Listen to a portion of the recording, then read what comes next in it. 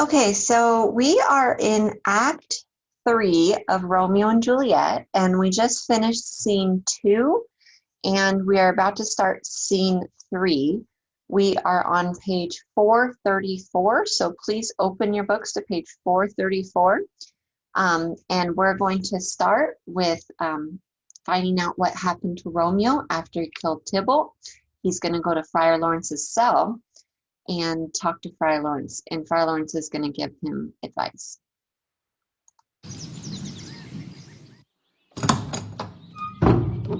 Romeo, Romeo, come forth. Come forth, thou fearful man. Affliction is enamored of thy parts, and thou art wedded to calamity. Father, what news? What is the prince's doom? What sorrow craves acquaintance at my hand that I yet know not? Too familiar is my dear son with such sour company.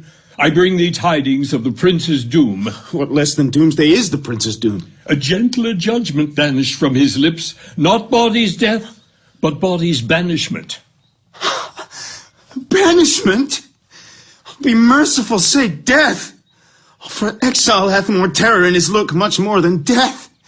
Do not say banishment. Hence from Verona art thou banished. Be patient, for the world is broad and wide. There is no world without Verona walls, but purgatory, torture, hell itself. Hence banished is banished from the world, and world's exile is death. Then banishment is death mistermed. Calling death banishment, thou cutt'st my head off with a golden axe, and smilest upon the stroke that murders me. O deadly sin! O rude unthankfulness! Thy fault our law calls death, but the kind prince, taking thy part, hath rushed aside the law, and turned that black word death to banishment. This is dear mercy, and thou seest it not. It is torture, not mercy. Heaven is here, where Juliet lives. And every cat and dog and little mouse, every unworthy thing, live here in heaven and may look on her. But Romeo may not. More validity, more honorable state, more courtship lives in carrion flies than Romeo. They may seize on the white wonder of dear Juliet's hand and steal immortal blessing from her lips, who, even in pure and vestal modesty, still blush as thinking their own kiss is sin. But Romeo may not. He is banished. This may flies do, when I from this must fly. They are free men, but I am banished. And sayest thou yet that exile is not death? Hadst thou no poison mixed, no sharp ground knife, no sudden mean of death, though ne'er so mean, but banished to kill me? Banished? Oh, friar, the damned use the word in hell. Howling attends it. How hast thou the heart, being a divine, a ghostly confessor, a sin absolver, and my friend, professed, to mangle me with that word banished? Thou fond madman, hear me a little speak. Oh, thou wilt speak again of banishment. I'll give thee armor to keep off that word. Adversity, sweet milk. Philosophy, to comfort thee, though thou art banished. Yet banished? Hang up philosophy. Unless philosophy can make a Juliet displant a town, reverse a prince's doom, it helps not, it prevails not. Talk no more! Oh, then I see that madmen have no ears. How should they, when wise men have no eyes? Let me dispute with thee of thy estate. Thou canst not speak of that thou dost not feel. Wert thou as young as I, Juliet, thy love, an hour but married, Tybalt murdered, doting like me, and like me banished, then mightst thou speak, then mightst thou tear thy hair and fall upon the ground as I do now, taking the measure of an unmade grave. Okay, I'm going to stop there for a second because you can see just how dramatic Romeo is with his reaction of being banished. The friar thinks that Romeo will be glad that he hasn't been put to death, but Romeo just cannot see any good in that option because he believes that he cannot be happy unless he's with Juliet. And then this part is important because he's saying to the friar, like, can't you understand my sadness here? I just got married an hour ago. Then Tybalt gets married, and now I'm banished. and I can't even be with the person I married. I've barely known her. I just married her, and now I can't be with her. So he just sees all the misfortune. And sorry, it's very blurry. So Romeo asks Friar to put himself in Romeo's shoes and see how upset he, or maybe not see, I should put understand, that he is due to his misfortune. So Romeo is only an hour married, then Tybalt is murdered, and then he's banished. So, I mean, I can understand he would have a little meltdown over that. I mean, if that happened to you, I think you'd be a little upset. I mean, at least he's not put to death. But it just kind of shows you the teenager-like attitude that Romeo has. And now there's going to be a knock at Friar Lawrence's cell, and we're going to see who that is. Aye, one knocks. Good Romeo, hide thyself. Oh, not I, unless from the breath of heartsick groans, mislike enfold me from the search of eyes. Hark how they knock. Who's there? Romeo, arise. Oh. Thou wilt be taken. Stay a while. Stand up. Run to my study. By and by. God's will, what simpleness is this? I come, I come. Who knocks so hard?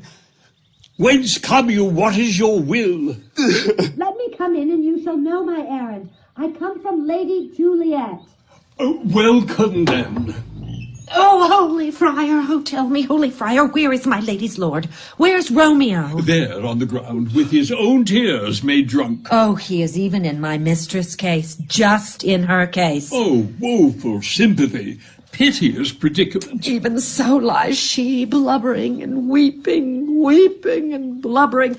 Stand up, stand up, stand and you be a man, for Juliet's sake, for her sake. Rise and stand. Why should you fall into so deep an O? Nurse. Okay, so I love the nurse. She's like, snap out of it, like be a man. So this kind of part is saying like Romeo and Juliet are both reacting the same way. So the nurse is saying, oh, Juliet is the same way, and just completely blubbering and weeping and blubbering and just unbeside herself. And so is Romeo. So it kind of gives you a clue that they're a little bit meant for each other. Sir. Well, death's the end of all. Speak self, Juliet. How is it with her? Doth not she think me an old murderer? Now I have stained the childhood of our joy with blood removed but little from her own. Where is she, and how doth she? What says my concealed lady to our cancelled love? Oh, she says nothing, sir, but weeps, and now falls on her bed, and then starts up, and Tybalt calls, and then on Romeo cries, and then down falls again. As if that name shot from the deadly level of a gun did murder her. As that name's cursed hand murdered her kinsman. Oh, tell me, Friar, tell me, in what vile part of this anatomy doth my name lodge? Tell me, that I may sack the hateful mansion. Hold thy desperate hand. So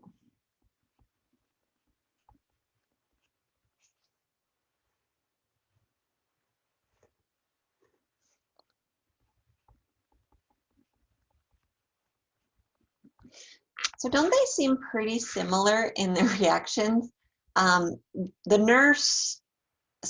Juliet said, if I don't, since Romeo's banished, I'm now going to kill myself. And the nurse says, wait, hold on, don't kill yourself. I'll go get Romeo. And now Romeo is so upset with himself. He says he's cursed. And that's another way of saying like he has bad fortune. Bad fortune. And so he's like, I'm too much of bad luck. Like, I'm no good for Juliet. And then he tries to kill himself. And so now the friar is going to kind of give his big speech, which is going to be his recommendation to Romeo. Art thou a man? Thy form cries out thou art. Thy tears are womanish. Thy wild acts denote the unreasonable fury of a beast. Unseemly woman in a seeming man, or ill-beseeming beast in seeming both. Thou hast amazed me. By my holy order, I thought thy disposition better tempered. Hast thou slain Tybalt? Wilt thou slay thyself, and slay thy lady that in thy life lives by doing damned hate upon thyself? Why railest thou on thy birth, the heaven and earth, since birth and heaven and earth all three do meet in thee at once, which thou at once wouldst lose? Fie, fie! Thou shamest thy shape, thy love, thy wit, which like a usurer abound'st in all, and usest none in that true use indeed, which should bedeck thy shape, thy love, thy wit. Thy noble shape is but a form of wax digressing from the valor of a man. Thy dear love sworn but hollow perjury, killing that love which thou hast vowed to cherish. Thy wit, that ornament to shape and love, misshapen in the conduct of them both, like powder in a skilless soldier's flask, is set afire by thine own ignorance, and thou dismembered with thine own defence. What roused thee, man? Thy Juliet is alive, for whose dear sake thou wast but lately dead. There art thou happy. Tybalt would kill thee, but thou slewest Tybalt. There art thou happy too. The law that threatened death becomes thy friend and turned it to exile. There art thou happy.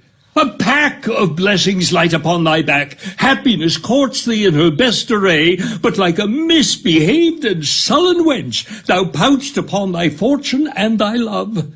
Take heed, for such die miserable. Go, get thee to thy love as was decreed, ascend her chamber, hence and comfort her. But look thou stay not till the watch be set, for then thou canst not pass to Mantua, where thou shalt live till we can find a time to blaze your marriage, reconcile your friends, beg pardon of the prince, and call thee back with 1,000,000 times more joy than thou wentst forth in lamentation. Go before, nurse. Commend me to thy lady, and bid her hasten all the house to bed, which heavy sorrow makes them apt unto. Romeo is coming. Okay, so Friar tries to see the silver lining in all of this difficult stuff that has happened, and he is saying, okay, I have a plan. You're going to go see Juliet tonight. Then tomorrow you're going to go to Mantua. Basically, it's like the next town over because he has to leave Verona. So he has to go to the next town. And then you're going to live there until he says, till I can blaze your marriage. So announce your marriage publicly and then beg pardon of the prince and then get you both back together. And so this is Friar Lawrence's plan. Sounds pretty good. So basically, go see Juliet tonight, go hide out for a while, and then I'll try to make it so you can come back. So don't do anything drastic. Just trust me. I have a plan, and we'll just put over here like Friar's plan. Okay. So now nurse is going to say, oh, what a great idea. Lord, I could have stayed here all the night to hear good counsel.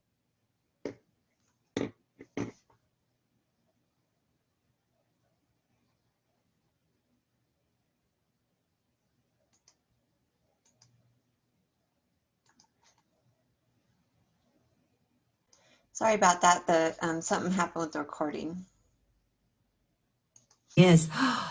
My lord, I'll tell my lady you will come. Do so, and bid my sweet prepare to chide. Here's a ring she bade me give you, sir. Hie you, make haste, for it grows very late. Oh, well, my comfort is revived by this. Go hence. Good night. And here stands all your state. Either be gone before the watch be set, or by break of day disguised from hence. Sojourn in Mantua. I'll find out your man, and he shall signify from time to time every good hap to you that chances here. And give me thy hand. 'Tis late. Farewell. Good night. But that a joy past joy calls out on me, it were a grief so brief to part with thee. Farewell. Things have fallen out, sir, so unluckily that we have had no time to move our daughter. I'm sorry. So this next scene is going to be Capulet talking to Paris and Lady Capulet. And remember, Paris was supposed to look at Juliet and woo Juliet, and Capulet is going to tell Paris, sorry, Paris, but we haven't been able to really talk to Juliet about marrying you because of all the stuff that's going on.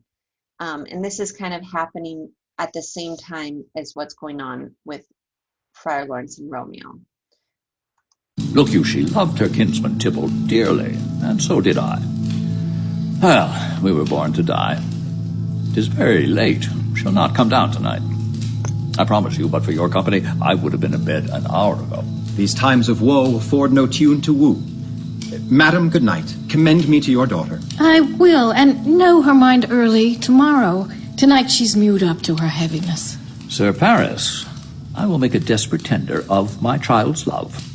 I think she will be ruled in all respects by me. Nay, more, I doubt it not. Wife, go you to her ere you go to bed. Acquaint her here of my son, Paris' love, and bid her, mark you me, on Wednesday next. But soft, what day is this? Monday, my lord. Monday? Well, Wednesday is too soon. Thursday let it be. Thursday, tell her she shall be married to this noble earl. Will you be ready? Do you like this haste? We'll keep no great ado, a friend or two. For hark you, Tybalt being slain so late, it may be thought we held him carelessly, being our kinsman, if we revel much. Therefore we'll have some half a dozen friends, and there an end. But what say you to Thursday? My lord, I would that Thursday were tomorrow. Okay, so now all of a sudden, Capulet at first tells Paris, who came to just kind of woo Juliet to the house, and Juliet won't come down because Tybalt's dead. So Capulet all of a sudden is like, you know what?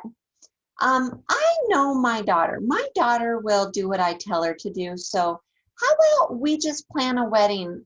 Let's just say this week. Let's say Thursday. You'll get married to my 13-year-old daughter. Sound good? Like, we don't have to worry about my daughter if my daughter agrees with it, because I think you're a good match and she'll listen to me. So you guys will get married Thursday. Now, this causes a problem because Juliet is already married to Romeo.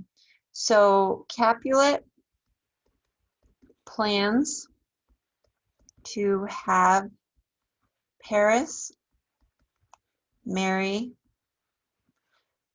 Juliet that Thursday. So it says today's Monday, so the day before was Sunday, so that's when Romeo and Juliet met.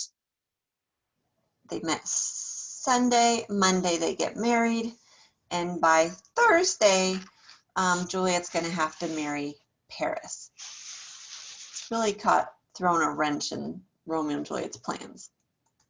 Get you gone. On Thursday be it then. Wife, go you to Juliet ere you go to bed. Prepare her against this wedding day. Aye. Farewell, my lord. Light to my chamber. Ho! For me it is so very, very late that we may call it early by and by.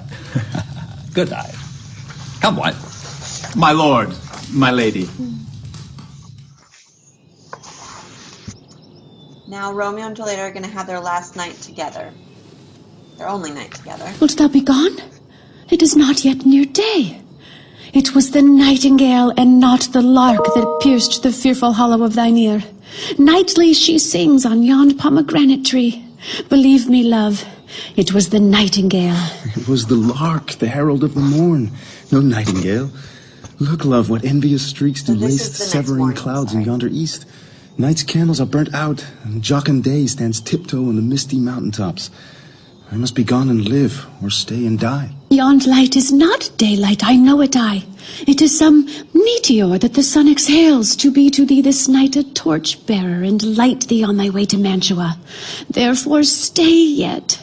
Thou needst not to be gone. Let me be taken. Let me be put to death.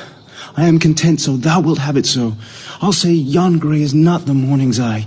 'Tis but the pale reflex of Cynthia's brow. Nor that is not the lark whose notes do beat the vaulty heaven so high above our heads.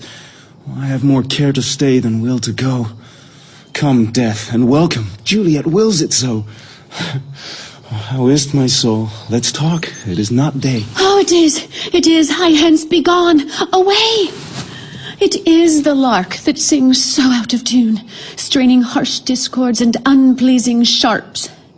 Some say the lark makes sweet division. This doth not so, for she divideth us. Some say the lark and loathed toad changed eyes. Oh, now I would they had changed voices too, since arm from arm that voice doth us affray, hunting thee hence with hunts up to the day. Oh, now be gone. More light and light it grows. More light and light, more dark and dark our woes. Madam, Nurse! your lady mother is coming to your chamber. The day is broke. Be wary, look about. Then window, let day in, and let life out. Farewell, farewell. Oh, one kiss and I'll descend.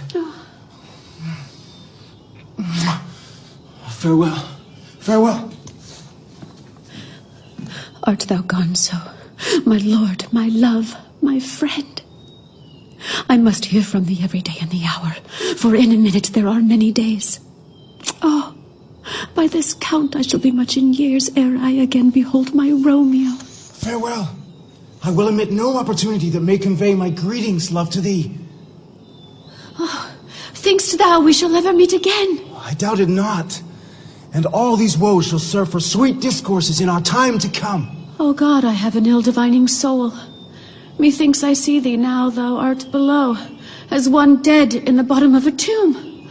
Either my eyesight fails, or thou look'st pale. Okay, so this part, Juliet gets a bad feeling that she will next see Romeo in a tomb.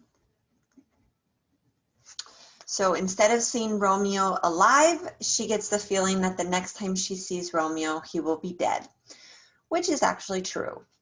This is the very last time Romeo and Juliet are going to see each other while they are still alive. In my eyes, so do you. Dry sorrow drinks our blood. Adieu. Adieu. Oh, fortune, fortune. All men call thee fickle.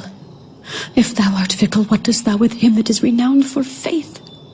Be fickle, fortune, for then I hope thou wilt not keep him long, but send him back. Oh, daughter, are you up? Who is it that calls? It is my lady mother.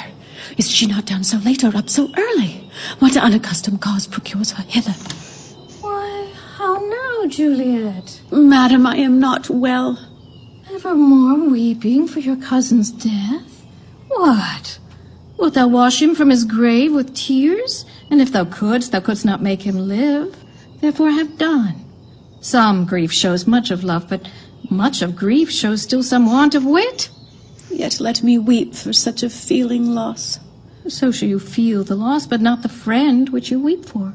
Feeling so the loss I cannot choose, but ever weep the friend. Well, girl, thou weepst not so much for his death as that the villain lives which slaughtered him. What villain, madam? That same villain, Romeo. Villain and he be many miles asunder. God pardon him.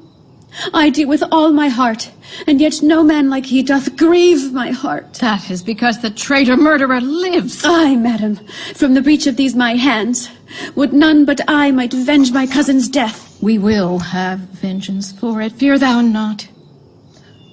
Then weep No more. I'll send to one in Mantua, where that same banished runagate doth live. Shall give him such an unaccustomed dram that he shall soon keep Tybalt company. And then I hope thou wilt be satisfied. Indeed, I never shall be satisfied with Romeo till I behold him dead. Okay, so Lady Capulet is upset that Romeo still lives, and so she actually said that she's going to go take Romeo in, or go have someone go to Romeo in Mantua and give him poison so that he will die and keep Tybalt company. And then she asks, will you then be satisfied if Romeo's dead? And Juliet is going to kind of like deceive her mom. And so so over here she says, Juliet is ambiguous here. Her mother thinks dead refers to Romeo, but Juliet is using the word with the following line in reference to her heart. So she is saying dead in reference to her heart and not in reference to Romeo. But it's kind of interesting that Lady Capulet wants to kill Romeo with poison, because that's how Romeo ends up dying, is with poison. Poor heart so for a kinsman vexed. Madam, if you could find out but a man to bear a poison, I would temper it, that Romeo should, upon receipt thereof, soon sleep in quiet. Ah, how my heart abhors to hear him named and cannot come to him, to wreak the love I bore my cousin Tybalt upon his body that hath slaughtered him. Find thou the means, and I'll find such a man. But now, I tell thee joyful tidings, girl. And joy comes well in such a needy time. What are they, I beseech your ladyship? Well, thou hast a careful father, child, one who, to put thee from thy heaviness, hath sorted out a sudden day of joy, that thou expects not, nor I look not for. Madam, in happy time, what day is that? Marry, my child, early next Thursday morn, the gallant young and noble gentleman, the County Paris, at St. Peter's Church, shall happily make thee there a joyful bride. Now by St. Peter's Church, and Peter too, he shall not make me there a joyful bride. I wonder at this haste, that I must wed, ere he that should be husband comes to woo. I pray you tell my lord and father, madam, I will not marry yet, and when I do, I swear it shall be Romeo, whom you know I hate, rather than Paris. These are news indeed. Daughter! My lady! Here comes your father and your nurse. Tell him so yourself, and see how he will take it at your hands. Oh, my lamb. When the sun sets, the air doth drizzle dew. But for the sunset of my brother's son, it rains downright. How now? A conduit girl, what? Still in tears, evermore showering. In one little body thou counterfeit'st a bark, a sea, a wind. For still thy eyes, which I may call the sea, do ebb and flow with tears. The bark thy body is, sailing in this salt flood. The winds thy sighs, who raging with thy tears, and they with them, without a sudden calm will overset thy tempest-tossed body. How now, wife? Have you delivered to her our decree? Aye, sir, but she will none. She gives you thanks. And would the fool were married to her grave. Soft. Take me with you, wife. How? Was she none? Does she not give us thanks? Is she not proud? Does she not count her blessed, unworthy as she is, that we have wrought so worthy a gentleman to be our bridegroom? Not proud you have, but thankful that you have. Proud can I never be of what I hate, but thankful even for hate that has meant love. How? How? Chop logic, what is this? Proud? And I thank you not, and yet not proud? Mistress Minion, you! Thank me, no thankings, nor proud me, no prouds, but fettle your fine joints against Thursday next to go with Paris to St. Peter's Church, or I will drag thee on a hurdle thither. Out, you green sickness carrion, out, you baggage, you tallow-faced. Why, what are you mad? Pray, my lord. Good father, I beseech you on my knees. Hear me with patience, but to speak a word. Hang thee, young baggage. I tell thee what, get thee to church on Thursday, or never after look me in the face. Father. Speak not, reply not. Do not answer me. My fingers itch. Wife, We scarce thought us blessed that God had lent us but this only child. But now I see this one is one too much, and that we have a curse in having her. Out on her, Hilding! God! Okay, so Capulet is enraged that Juliet doesn't want to marry Paris, and basically says, I will disown you if you do not marry Paris, giving her no other choice. She has to marry Paris, otherwise Juliet's basically dead to Capulet, to her own father. Sir, you are to blame, my lord, to rate her so. And why? My lady Wisdom, hold your tongue, good Prudence. Smatter with your gossips, go. I speak no treason. Oh, God, a good day, get out. May not one speak? Peace! You mumbling fool! Utter your gravity or a gossip's bowl, for here we need it not. You are too hot. God's bread, it makes me mad. Day, night, work, play, alone in company. Still, my care hath been to have her matched. And having now provided a gentleman of princely parentage, of fair demean, youthful and nobly lined, stuffed, as they say, with honorable parts, proportioned as one's thought would wish a man, and then to have a wretched puling fool, a whining puppet, in her fortune's tender, to answer, I'll not wed, I cannot love, I'm too young, I pray you pardon me. But an you will not wed, I'll pardon you. Graze where you will, you shall not house with me. Look to't, think on't, I do not use to jest. Thursday is near, lay hand on heart, advise. If you be mine, I'll give you to my friend. And you be not, hang, beg, starve, die in the streets. For by my soul I'll ne'er acknowledge thee, nor what is mine shall never do thee good. Trust to't, but think you, I'll not be forsworn. Is there no pity sitting in the clouds that sees into the bottom of my grief? Oh, sweet my mother, cast me not away. Delay this marriage for a month, a week. Or if you do not, make the bridal bed in that dim monument where Tybalt lies. Talk not to me, for I'll not speak a word. Do as thou wilt, for I have done with thee. Okay, if you don't delay the wedding, I will die. So Juliet is telling her mom, if you don't delay the wedding, then I will die. And her mom replies, basically, don't talk to me. You're no longer my daughter. You've made your choice, and she leaves. So now Juliet is completely distraught because she's upset that her dad wouldn't listen to her at all. And her dad basically was calling her pretty nasty things and pretty bad, like, oh, well, just being very rude to her and saying that she's worthless without a good match. And if she's not thankful of this match that he made, then he doesn't want anything to do with her. And so Juliet, of course, is very upset because she's already married to Romeo. And so she just doesn't know what she's going to do. Oh, God. Oh, nurse. How shall this be prevented? My husband is on earth, my faith in heaven. How shall that faith return again to earth unless that husband send it me from heaven by leaving earth? Comfort me. Counsel me. Alack, alack, that heaven should practice stratagems upon so soft a subject as myself. What say'st thou? Hast thou not a word of joy? Some comfort, nurse. Faith, here it is. Romeo is banished, and all the world to nothing, that he dares ne'er come back to challenge you, or if he do, it needs must be by stealth. Then, since the case so stands as now it doth, I think it best you married with the county. Nurse. Oh, he's a lovely gentleman. Romeo's a dishcloth to him. An eagle, madam, hath not so greened, so quick, so fair an eye as Paris hath. Beshrew my very heart, I think you're happy in this second match, for it excels your first. Or if it did not, your first is dead.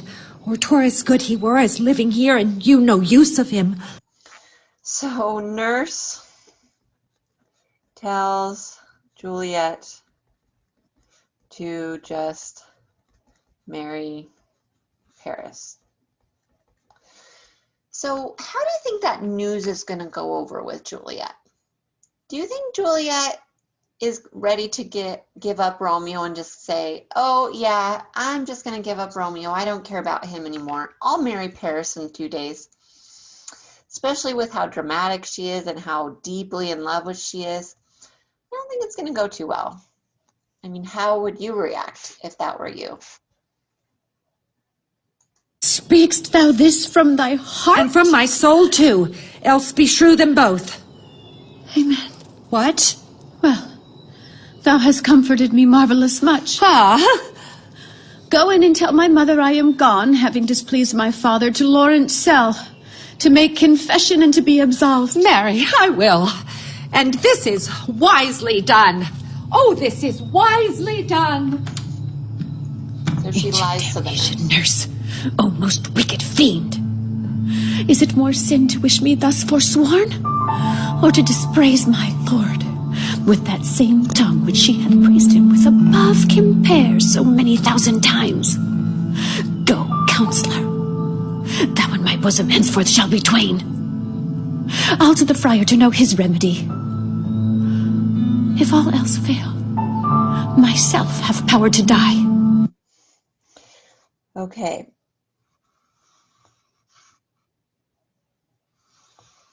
So she's now going to go to the friar to help for help, just like Romeo went to the friar for help when he felt like his life was over after he killed Tybalt. Now Juliet feels like her life is over because she has to marry Paris.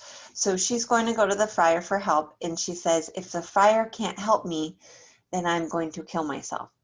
And what did Romeo basically say to the friar when he found out he was banished? He said, well, I'd rather be dead than be banished.